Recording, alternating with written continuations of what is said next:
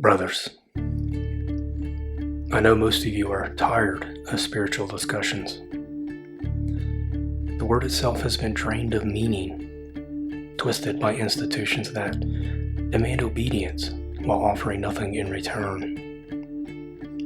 Certainly, the Abrahamic religions have worn it thin, but now they're hollow replacements, these pseudo-mystical New World belief systems attempt to fill the void left by the family churches.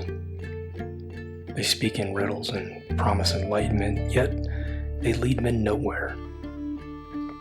They do not forge warriors, thinkers, or leaders. They do not build nations. They do not build men. This is not that. What we speak of here is not spirituality as you have been conditioned to understand it. We are not concerned with blind faith or theological debates over the nature of the gods. That struggle belongs to the Abrahamics, who place belief above all and, in doing so, abandon their followers to lives of inaction. Nietzsche has already exposed this decay, so today there is no need to dwell on it.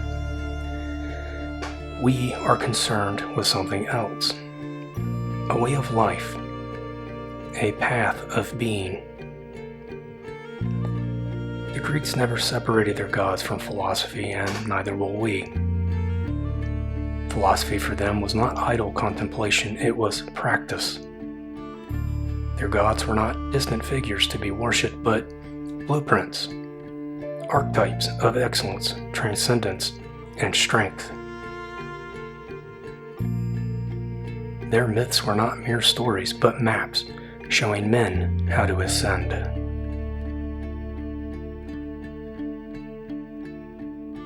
In our pre-Christian traditions, the question was never, do you believe? The question was, are you worthy? To them, worship was not passive, it was a matter of honor, of veneration through action. Many believed, yes, but belief alone did not open the gates of Valhalla or Olympus. One had to prove oneself through discipline, struggle, and triumph. This is the foundation upon which we build. The weak man prays for salvation, but the higher man becomes the answer to his own prayers. This is not about faith as you've been taught to understand it. This is about the road to mastery, power, and transformation. It is about ritual, not as empty ceremony, but as the structured method by which we forge ourselves into something greater. And if you do not walk it, you will never rise.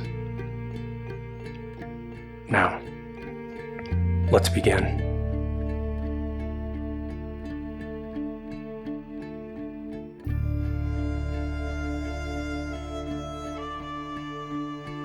Some men drift through life, aimless, moving only when forced by necessity. Others move with purpose, carving their path with the precision of a blade.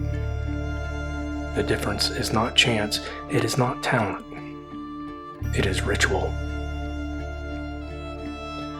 Ritual is the framework upon which the higher man is built. It is not mere habit or routine, but something deeper, something sacred. The modern world whispers of discipline and structure, but does not understand why. It does not see that the men who rise above the rest are those who have bound themselves to something greater. The weak scoff at ritual. They dismiss it as superstition, as outdated, as unnecessary in a world of comfort and decadence. But we know better. Ritual is the key to transformation. It tames the primal, embraces the higher, and burns away weakness. And so, it must be understood.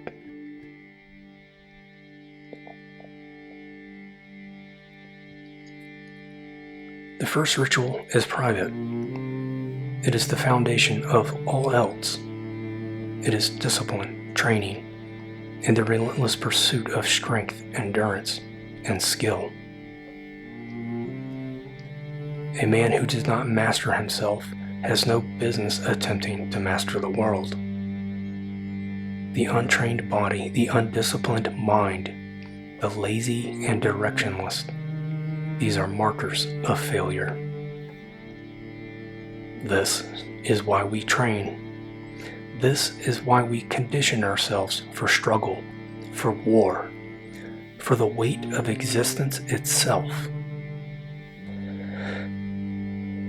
Every rep, every strike, every book, every moment of focused effort is an act of devotion, a declaration that we are not slaves to weakness or indulgence. The warband is not built on men who shirk their duty to themselves. The undisciplined man is not a warrior, he is a liability. And the gods, if they watch it all, do not watch over the weak. The ritual of self-mastery is where the higher man is forged.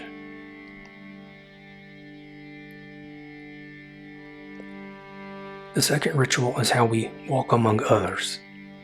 It is how we carry ourselves, how we act, and how we represent our path in daily life. It is not enough to be strong in solitude. Strength must be tested, witnessed, and expressed through action. A man's beliefs mean nothing if they do not shape his conduct. The way you walk, the way you speak, the way you work, this is ritual. The way you dress, the way you stand, the way you face conflict, this too is ritual. The modern world teaches men to shrink, to blend into the faceless horde. We reject this entirely. We do not beg for recognition, nor do we parade our beliefs like empty slogans. We live them.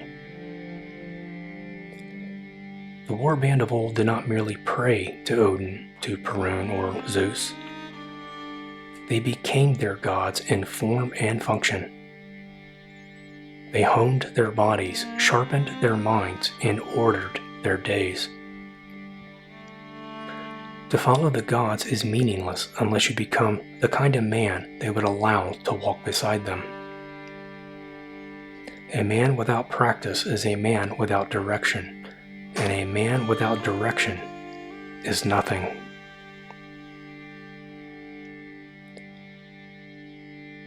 The final ritual is the ritual of belonging, of unity, of shared identity. Every people, every faith, every warrior society has its customs. Moments where men gather to reaffirm who they are and what they stand for. For Christians, it is the church. For pagans, it is the fire, the calling of names, the sacred toast, the raising of weapons and solemn vow. These acts are not mere performances. They are the bonds that hold a people together. Perhaps it is the lighting of candles, the speaking of oaths, or the trial of strength against the first among men. Perhaps it is the ceremonial hunt, the feast, or the war games. These are the acts that make our philosophy tangible. These are the moments where the higher man stands before his kin and declares, "I am one of you. We walk the same path. We are one." A people without ritual are a people without memory, and a people without memory are already dead.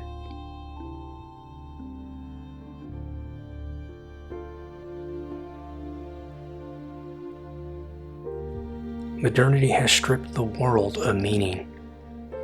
In its pursuit of logic and inclusivity, it has hollowed out the great concept of our ancestors.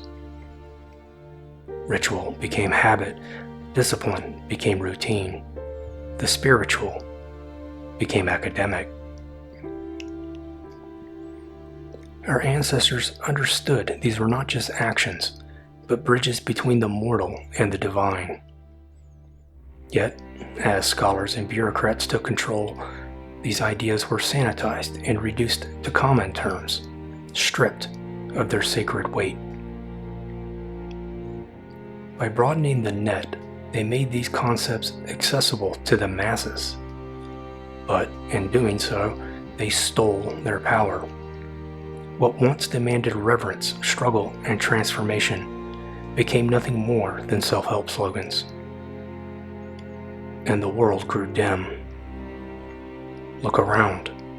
Our culture is in ruins.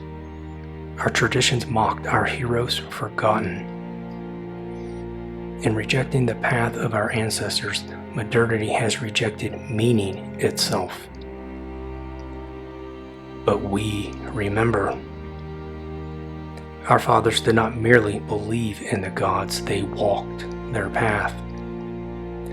They sought entry into the heavens not as beggars, but as men who had proven themselves worthy. To them, this was ritual, not empty gestures but sacred gratitude, a recognition of the divine spark within them, honored through action. The pursuit of excellence was never vanity, it was the highest act of piety. To strive for greatness was devotion, to seek mastery was veneration, to become like the gods was the purpose of life itself. A son honors his father by emulating him, and a people honor their gods by following in their footsteps. This is what modernity has tried to erase. But the path remains, it always has. And for those who are ready, it is time to walk it once more. Good luck in your journeys. Until next time.